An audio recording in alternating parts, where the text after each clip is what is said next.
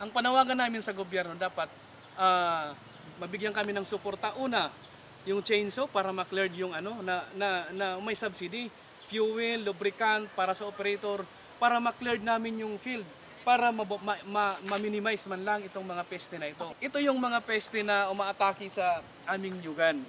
Ito yung rhino beetle o tinatawag dito na bagang, locally known na bagang.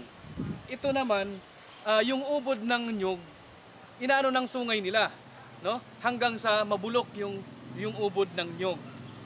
Pero malaki lang ito, hindi gaano destructive. Ito yung pinaka-mas destructive. Itong Bruntispa. Maliit lang pero sobrang destructive ito sa dahon ng nyug, no? Kinakain ang sap ng dahon ng nyug ng larva. Yung larva nito yung pinaka-destructive stage ng Bruntispa. Ito naman tinatawag na kadang-kadang.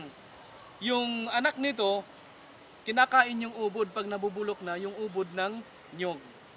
So yung uod, kinakain yung sa loob ng nyug.